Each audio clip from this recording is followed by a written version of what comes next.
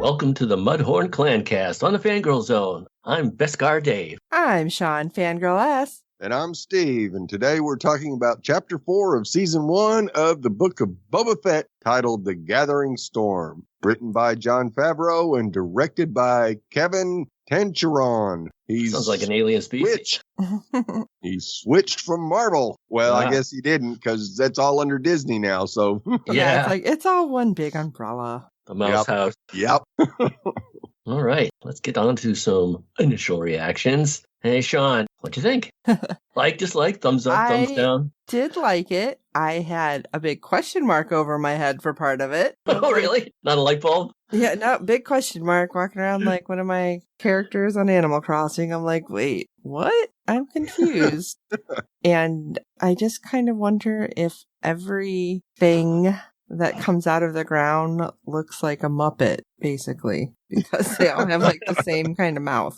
So that's it. But I did like it. Yeah, Maybe I like how it's repurposed pushing the same thing. You know what? They may have. It's like, oh, let's add a couple things here and then that'll work better. So yeah, definitely liked it. Like how it's moving the story forward. I mean, obviously we're getting more past than present. Yeah. And I had noticed a couple things that I'm like, maybe it's just lighting. I thought things were kind of weird in the bar, which we'll talk about later. Okay. Steve-O. Well, let's hope this is the last back to tank we have to visit. He had eyebrows, so I think we're good. Yeah. So hopefully the backstory is now completed and we can really start to move forward with the story in the last 3 episodes of the season. So yeah, they should be wild. And boy, I kept hearing a familiar tune in this episode. Oh, yeah. Twice. Yes. So that kind of gives me a excited feeling, thinking that who might be showing up before this is over with. That'll flip some people out. Yes. And I hope it's more than one. I liked it too. I had it rated lower. We'll get to ratings next. But after watching it the second time, I rated it higher. I just loved the action sequence and the total BA moves by Fennec Shand. So I rated a little higher. And yeah, so I thought it was pretty good. We'll get to ratings now, Steve. Oops, sorry, Sean. I stepped on your ratings. You got your reactions in my ratings. All right. Well, Steve, what did you want to rate this episode? Well, I gave it 3.5 out of 5. Kitchen droid goes full General Grievous. Wow. That's a good one. Hey, I would have thought that. Yeah, kudos. Dave, what rating? Since we are actually rating. Yeah, since we actually are now. Well, I boosted. I was going to give it 3 out of 5, but now I boosted up to 4 out of 5 strands of hair across Fennec's face. Oh, you're such a romantic at heart. Yes. What do we have? We wouldn't have an episode if she didn't have a couple of sexy strands of hair going across her face and that smoky look. Well, you know, she's a trifecta in the Disneyverse. She's been... Oh, absolutely. Star Wars, Marvel, Disney princess. So yeah, she's got everything. Yeah. Yep. I gave it 3 little rat catchers because of the questions that I had. Could have been lower, possibly, because I was confused with some parts, but I feel like their little rat catcher bunny kind of made it for me, so that put it over the edge. Well, it's cute. He shuts himself off. Yeah. Do you know who I am? So upset. Well, that's it. I'm going to use my navel button. Yeah, but bloop. Oh, okay. You're you. Never mind. Bye. All right. Well, let's give our glorious but short recap. Boba partners with Fennec Shand. Wow, that's brilliant. Backstory. That's brilliant. It didn't give anything away. No. So there's still a lot to discuss. I'm like you guys. Even if I gave it a 4 out of 5, I still appreciate all that action. But the backstory is getting a little old. So hopefully they filled in everything right now. And the episode starts out with a back-to-back Dreamland. Geez, again? Yeah. At least he's getting it behind him. And this is a darkly lit episode. There was a lot of nighttime stuff. And yeah, I had to turn off the extra lights in the living room so I can watch it. Because I'm like, what is happening? Yeah, if it wasn't for the night scopes and campfires, be able to see anything. Even Boba Fett later on, he says, I can't see a thing. I agree, though, 100% with that. Yeah. Starts out by scouting Jabba's palace at a distance. Too many guards. Think he's intimidated by too many guards? Because he doesn't have his armor, I think he is. Right. Yeah. Normally, he'd just be like, I'm going to blow everybody up. Yeah.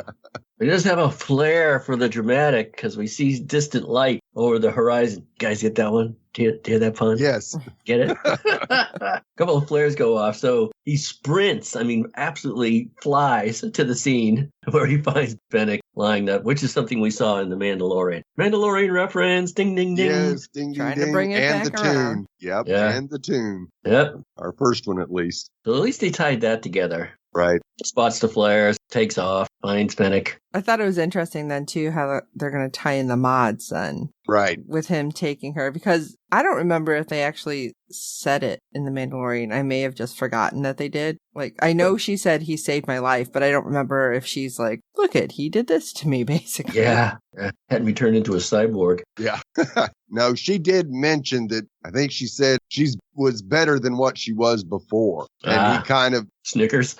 yeah, kind of cloned her because she's not all human now. Yeah, I love the, you should have started with that. When it's like, she's dying. Oh, yeah. Bag of money. Oh. Yeah. I wrote down in my notes parts doctor, but apparently on IMDb it's called the modifier. Yeah. Or just modifier. That sounds way more like dramatic. Come on. Now, where are you going? Now we go, it's Thunder, you can call it Thundercat. Yeah. And there was somebody else special in that scene as he's walking up to the modifier's place. Who'd you spot, Steve? Yeah, that little boy that they held the camera on for a couple of seconds. Oh, yeah? That was Ming Na Wen's son. Aw. No. I'm going to have to rewatch it. Oh. Yeah, no, I didn't catch any kid. But then again, oh, you know what he said to her? He said, hey, Mom, any parts for me? Oh, my God.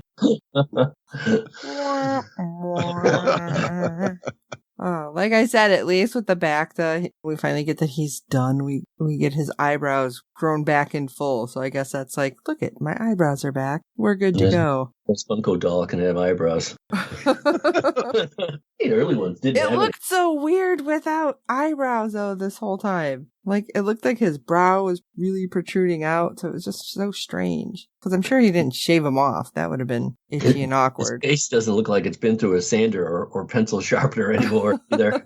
I will tell you, a lot of people, when you look on Twitter and stuff, they were still mad about all the backstory. But we did have to know how we got to this point. But I think the way you kind of pointed it out, it's like, okay, are they finally done with the backstory? Because it's almost like it's a little too much backstory. Because that's where I had some questions, was with the backstory, which we will get to, because that really falls with the next part. If I had a prediction to make, I doubt we're done.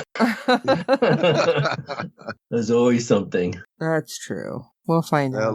At least he won't have Karstan pulling him out of the back of the tank anymore. Yeah, and eventually we'll get to the part where he probably snuck in. Fennec wakes up by the dark campfire, and he tells her that he was part of a tribe, right? The Tuscans, and that the Nitko speed bikers had killed he didn't say family, but his tribe, actually. And Fennec doubts it. He goes, what? Are we missing something there? But she does agree to help him, but her debt will be paid by saving her if she helps him here, which she will. But I think she was more surprised, not that the Tuscans were killed, but that it was just like a biker gang. Yeah. That's what I took from it. Like that it was more than just that. Right. Yeah, I agree. She definitely made it sound like it wasn't just some gang that took him out. So, yeah, it very well could have been a group of pikes that took him out like that. Well, they found that painted symbol on there. That could have been counterfeited, too, though. Yeah. Anybody could do that. Yeah, absolutely. Well, remind me to give you the theory that we worked out at the local comic book shop about what's going on in the background. In the last episode, we talked about who's pulling the strings. So I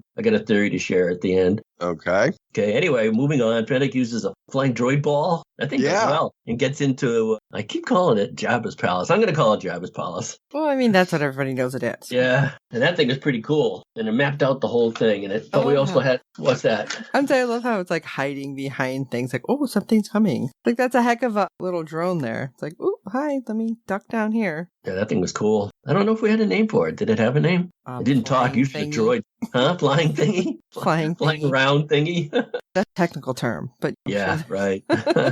Probe droid. Yeah, probe droid. I'm sure we go to Entertainment Earth later. You can buy one. I have to have it. And as they wrap up the campfire scene, first they look at the layout of everything and all the guards, and Fennec comes up with a plan. He goes into lamenting his Tusken friends and how many guards, and she comes up with the idea of time to patrol, and so they can get in there quickly. But the sad part was he had to say goodbye to his bantha. Yeah. So you could probably buy baby banthas at Entertainment Earth too. Yeah. I was gonna say, what's up with the Dr. Dolittle vibe we're getting all of a sudden? Yeah. It's like, what? Oh. You ever knew about his love of animals? Yeah, it was not apparent ever previous to these couple episodes. Like, What do you think of that, Steve? Yeah, I loved how Fennec said, "Are you sure you want to do that? Because if we aren't able to retrieve your ship, it's going to be a long walk home." So I guess he knew who she was when he found her. Yeah. The master assassin. Yeah. Fennec Shand. Proves to be a crack shot. So she's got a plan. Wait till the guards kind of spread out a little, and she finds an entrance. And that answers the question how Fennec got in there, I guess. Is that what you're thinking, too? They take the secret rat entrance. She cuts the bars. And I said, well, now we know how Chrysanthemum got in there. Do you guys think the same thing? Oh. See, I was thinking that he just I don't know, climbed or something, or had somebody okay, you're going to do a halo jump kind of thing.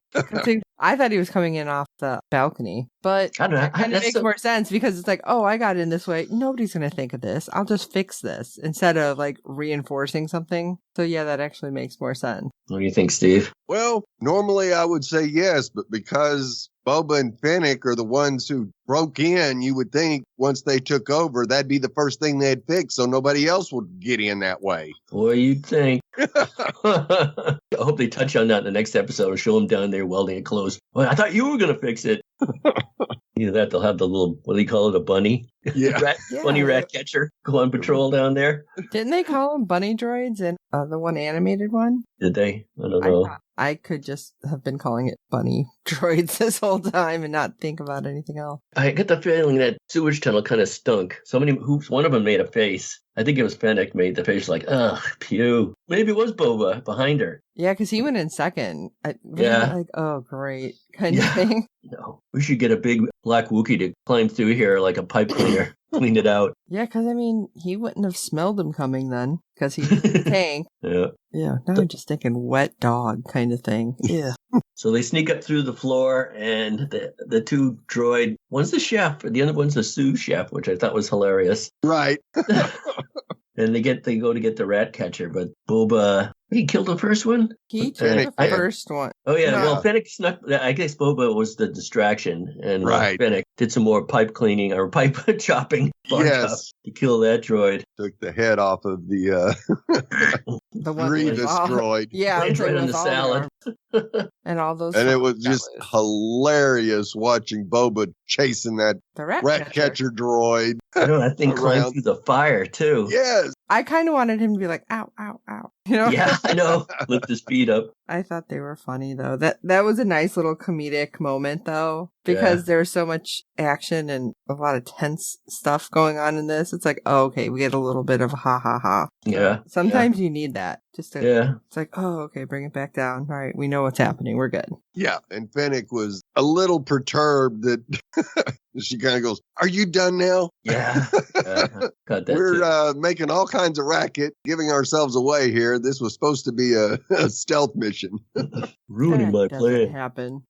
No. Yeah, I'm not quite sure set off the alarm. We had the sobbing droid scene, that bunny droid, he cries, and they go hunting for Slave One and find it. They knew where it was, but did they tip something off to let the guards know? I think it was just the noise in the kitchen. Yeah. That they figured somebody was there. Maybe they're wondering where dinner was, and they walked in there. What the hell's dinner? And it's not Slave One anymore. No, it's the Fire Spray, which is the class of ship. Right. Fire Spray, I think N33 or something like that. Or I'm just getting numbers with masks mixed up. I don't know. But I know a lot of people were mad about that. Yeah, that was a Disney modification, I'm sure. It was the Fire Spray 31. Fire Spray 31. Wow. See, I knew it was close. Anyway, the subsequent scene where they're having to battle all these guards to come gathering in there, and it's a big old shootout where Boba makes a run for the ship. There's just one more guard after another. He has to level up to the next one until a boss comes along or something. Another game type of scene. But wow, what a scene for Fennec, right? She's a crack shot. She was picking everybody off. Oh, absolutely she was. One shot. She wasn't missing, unlike the rest of them.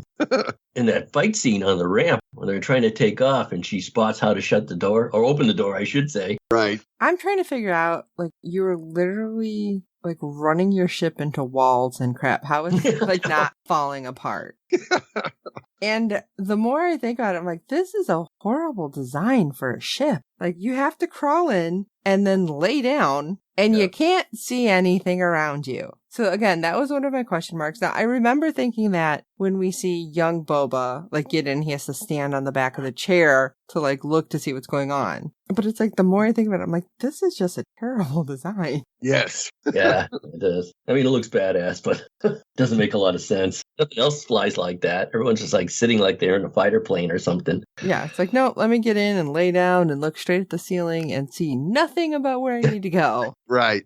And at least he addresses that. He does say to Fennec, like, as she's like, what the hell's going on? He's like, I can't see anything. Yeah. It's like, okay, well, thank you for at least addressing that finally. Yeah. Didn't it have spotlights? I thought it had spotlights. Guess not. Well, it has some light. Desk light. Yeah, but he's looking at the ceiling, so he doesn't know where he's going. Because the cockpit doesn't, like, rotate. Like, maybe there's a thought. Right. Have it rotate so you can see, and then rotate back. Yeah. And be in a position where you're not laying there going, oh, okay, hey, how you doing back there? Yeah. What's going on? So Fennec shoots the counterweight. The door opens. They fly off, and she says she wants to go along for the ride. He says he has something to attend to. Yeah. You know, the bikers. What'd you think of that scene? Do you think it was a little vicious? I thought Fennec liked it. Oh, yeah. Oh, yeah, she liked it. I thought he was going to at least question one of them. Yeah, to me get some too. information. Thought they were going to land and say, and who are you working for? Yeah. Now, that would have been probably been very useful to at least try to get some information. But no, it was vengeance and be done with it. Could have found out if that was really them that killed the Tuscans. Right. Yeah, this is where one of my many questions came in. Like I said, first the ship, and then this. It's like, wait, you don't want to talk to any of them? Find out who the big boss is? Because I don't think they're bright enough for this. Who are they working for? Who's pointing them to do these things? Well, I could come up with the theory is that we worked out at the comic book shop. Want me to share it now? Sure. Sure. Crimson Dawn. You think Okay. that's who is running everything? Yeah, I think, and I wonder if we're going to see Kira. I can't remember the Darth Maul hint in this was, but I'm pretty sure that he's not around anymore. So that would mean Kira, I think that's how you pronounce her name, would be the boss of that. So we think it's Crimson Dawn that's pulling all the strings. I like it. Interesting. Yeah. Yeah, it has to be somebody. Yeah, because like I said, I'm not sure where our timeline is as to where Darth who's in Maul, charge, who's alive, who's not. died on a mission to Tatooine. And I forgot who killed him. I don't know. It was because he used to run Crimson Dawn and Kira took it over after him. So that would explain their presence on Tatooine anyway. Right. And it would also fill the gap. Who's the leader, the mysterious leader of this thing? Well, I mean, on our last episode, we thought it could be just one person, but maybe it still could be one person. It could be Kira, if I'm pronouncing that correctly, as head of Crimson Dawn and make sure all the other families fight against each other. As we find out in this episode, these guys don't like sticking together. The crime families on the planet, even when the planet's fate is at stake, they just leave it to Boba. Jumping ahead a little there. I wonder if that's what Kira and Crimson Dawn want. Maybe that's their plan. Now I would Sure. just be like, looking at it totally different thing, like trying to find clues that Crimson Dawn is there. More rabbit holes. They were there when Darth Maul was there. And since we're having a gathering, I mean, the Hutt's chickened out. Pikes think they know what they're doing. Boba wants to save the planet. None of the crime families want to join him. Right. So somebody's pulling the strings here. Yeah. That was our best guess. That's interesting. Yeah. Anyway, we go back to the Sarlacc pit again. Again, yes. Again. Okay, and again, this is where the biggest question mark was above my head, but please proceed. So that's where his Beskar armor's in. And Fennec goes, well, I doubt it. It's probably long digested by now. And he's like, not Beskar. And then kind of growls at me. I had a feeling it was dead. I thought it Sarlacc. was dead. Yeah, nothing else to eat. It just waits for something to come by so he can just gulp at it or something. Who knows? Slowly Oh my God! Now digests everything. I'm worried it about takes Bantha. 1,000 years to digest. He's not that starving. Yeah, really. Okay, Anyway. so I'm trying to figure out the whole armor thing because he crawled out with it on and then the Jawas took it. Did he forget that or is there supposed to be more? Or because we see him get it back, had nothing to do with the Sarlacc pit. Right. So I blinked. I'm like, mark. what? I blinked. I like, what? Did I miss something? No, yeah, the Jawas took it. Yeah. When he got out of the pit, but apparently he wasn't conscious at that time. So he thought it was just, when he finally woke up, it wasn't on him. So the only thing he could think of is, well, it must have came off as I was getting out. So he must have had a blackout then because he crawled out of the sand with it. He has Okay. Yeah. Because that's where I had weird. like the big question mark. I'm like, you were wearing it. It's your life. Literally, what are you talking about? Well, he did say to Fennec earlier, I need brains and brawn. Maybe he's not so good at either. And I love, again, the whole bad ship design as they flip totally over. It's like, oh, let me look down. Yeah. The Sarlacc Let me get snaps closer. at the I call it tongue tentacle. It grabs it. Yep. And Fennec has to unstrap herself. And of course, she heads right down onto the cockpit cover. And then there's a thing snapping at her. She rolls the bomb down there, which is pretty cool. I love the noise it makes when it goes off. I thought it was a whole awesome sequence. And what does Boba say? Don't touch my button. Yeah.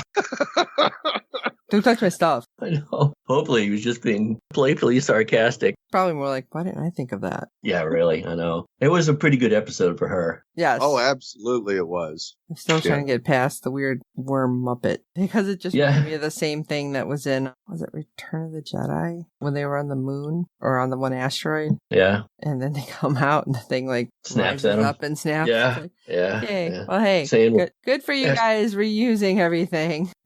I don't know. Yeah, I just not thought that was weird. everybody liked the beak that the Sarlacc had. That's for sure. Yeah. And it returns in this episode. So it was like, okay, or whatever.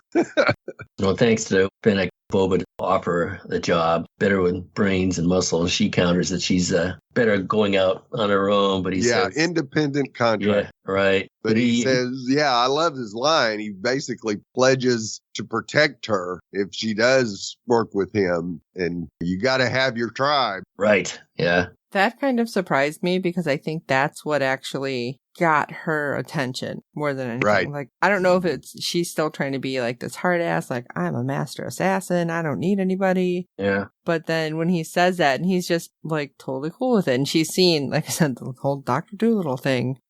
That's expanded, obviously, with our other creatures. So I'm wondering if she's seeing a side like, oh, maybe I don't have to constantly worry about somebody trying to kill me right this minute. Like, Right. Yeah. I'll be a family. I know there's a lot of people out there that just want Boba to be the lone warrior. That's all he was. And now he's totally changed because he's got pets and a tribe. Did you find that believable? Are you with it or whatever? Well, Mando had the, baby Yoda, so, you just need that one thing to make you happy, I guess. Aw. Yeah, well, and even Mando is basically gathered a little tribe of his own during, the second season of The Mandalorian. Was got all these other people showing up, and he's got some allies that he can count on now. So, yeah, and it makes sense to me because of what he experienced with the Tuscans. I think if we wouldn't have gotten that flashback of what he experienced with the Tuscans, then it might be a little harder to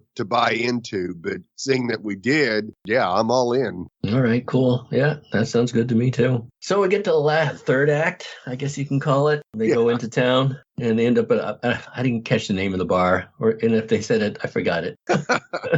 Casino. The casino, yeah. And Chrysanthemum's there, and the band's playing, and there's a lot of Trandoshans. Is that what they are? Yeah, okay. And he clobbers them. He actually tears into the guy. I'm not exactly sure what set him off, but he's just looking at him like, I need to tear something to pieces. I think he was just mad that somebody was having fun. Right. He's Absolutely. like, how dare they? Because, and he's drinking, so obviously we know he's a mean drunk at this point. Yes. I guess so. And, if you've ever been to a casino, you see those people. Like, they want to start crap with somebody who's winning and having fun. Or maybe, he has been on the losing end for a bit, hasn't he? Yeah. So maybe he's just a jackass. I mean, it could be either one. Yeah. Well, I had to like how Garza Fwip uses what I wrote in my notes, child psychology on him. Yes. You're a big boy. You're a happy boy. You're so successful. This was the part I said I noticed something. Like, did you notice her? I don't want to call them tentacles, but like basically, what are they coming off her head? Like, I swear to God, they were changing color. It almost looked like it was like blushing red. Like as she was talking, like getting like she was a little flustered. It could have just been the lighting, but that's what it looked like to me. Like she's talking to him, and they're getting a little darker, and she's like, "Okay, I can do this. Let me do soothing tones." And okay, well, all right, that didn't work. And then it's like back to normal, but it could have just been the lighting. Yeah, he growls, doesn't take her off her. They leave, and she's like, "Hit it, Mac." But Boba chases him down outside the street and basically offers him a job. Yeah. Now, I loved it with Boba because as soon as Kirstan rips the guy's arm off, Boba looks at her and says, well, good try. Yeah. It was worth a shot. I love that. Yeah. And I just thought it was funny because she's just like, of course. Okay. Hit it, Max. So I guess in the final scene, we're winding it down. They have the crime families together, and Boba talks about the Pikes, and Fennec speaks for him. You owe this guy. He's got a plan. None of you guys, there is trouble on the horizon. There is a gathering storm. They're like, blah, blah, blah, blah. And then in an ultimate awesome move, it turns out the table is over the Rancor pit. Yeah. I thought that was so funny when I you see the claws and little growl, and he's just like, what? He's just hungry. It's fine. That's my boy. Yeah, he's hungry. Drops down a little food. While keeping eye contact with them. Like, yeah, he's just hungry. So, shall we discuss what we were talking about a moment ago? Yeah. If I was them, I'd have said, no, I'm done. See you later. That's pretty much what they did. I thought at least one or two of those fans would join in. Like, this guy's going, but they all said, no, they just proclaimed their neutrality. Right, which, I love Fennec. You believe him? Not only no, but hell no. Yeah. Well, okay. Hopefully she has more of those flying black balls that can keep an eye on people. Yeah. I thought she was going to, like, tag them somehow. Or I almost wanted him to be like, does a banta crap on the sands? Yeah. Like, do you believe him? Well, no. This is not going to work out. Oh, they're going to betray us somehow. So Boba's going to carry the fight alone. Well, not alone. He's still got his own little tribe. And then she mentions some more muscle. And he says he's got a lot of credits. Credits can buy muscle. And cue the music. Yes.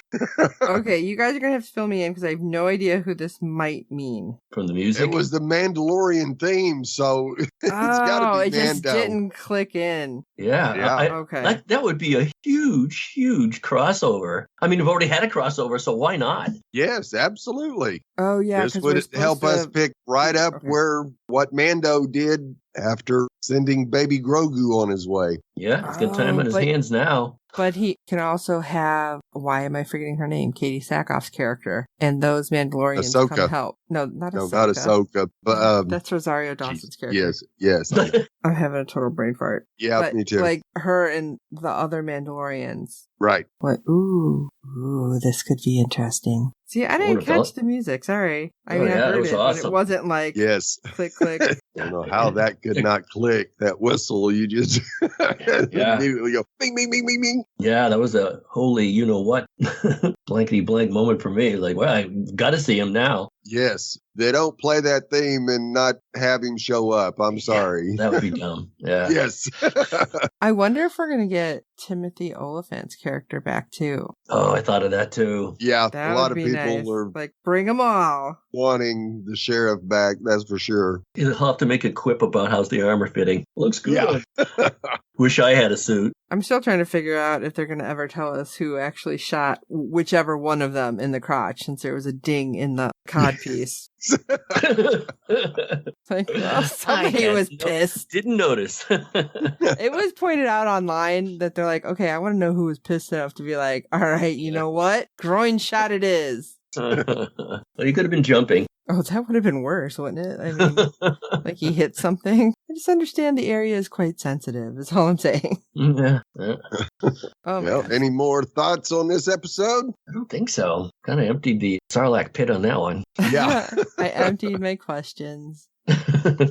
Well, as always, our friend Fred from the Netherlands has provided us some feedback on this episode. So let's hear what he thought about it. Hello, Sean, Steve, and Dave, and all listeners to the Fangirl Zone. This is Fred from the Netherlands with some feedback for the Book of Boba Fett, Chapter 4. Actually, I can be quite short in this because I like this episode very much, but it's all about the story, how Fennec Shand and Boba Fett got to know each other and how she got connected to him, and not just for a little while, but for much longer. It's a kind of Boba Fett Fennec origin story. Really nice. And Ming-Na Wen, of course, plays this role very well. In this episode, I just got very confused about the hangar door, because it's going down, and actually when Fennec Shand is shooting the weight of the door goes down into the ground, and I thought I saw it coming from above when, for instance, the Hutt twins came to see Boba Fett.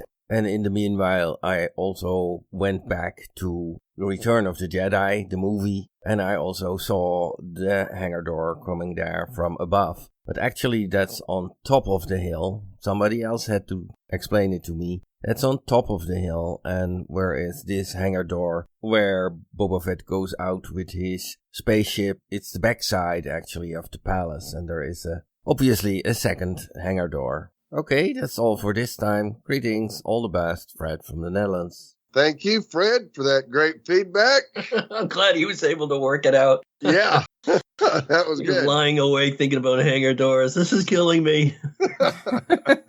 Yeah, it was nice to see how Fennec and Boba became a team. We still need more of Ming-Na Wen being a BA. Fennec is still being massively underused as far as I'm concerned. That just because I'm a big fan of Ming-Na Wen. So yeah, I'm sure they'll manage to sneak it in there for you, Steve. I certainly hope so. Well, any other thoughts on Fred's feedback? No, I'm glad you figured it out. Yeah. Yes. Yep. Definitely glad you figured out which door was which. Well, looking forward to hear from you again. Thanks, Fred.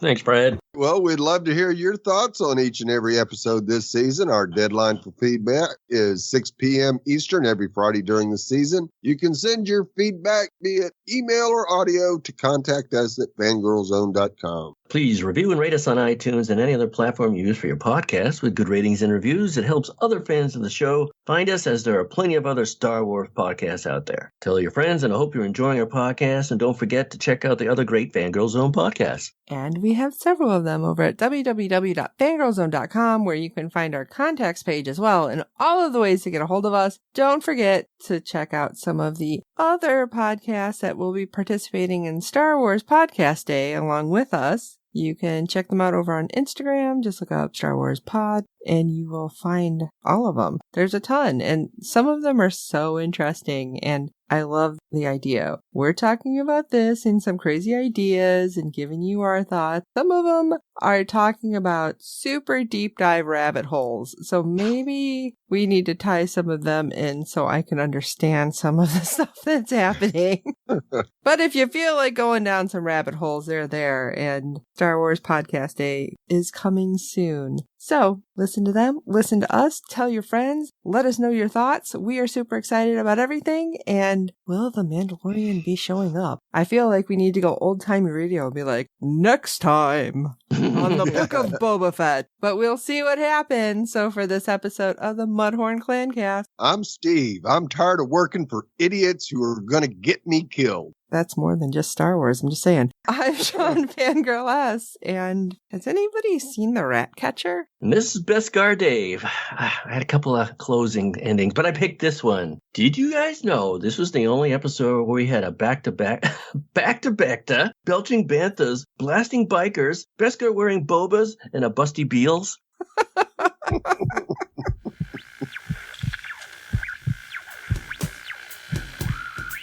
There is nothing wrong with your internet.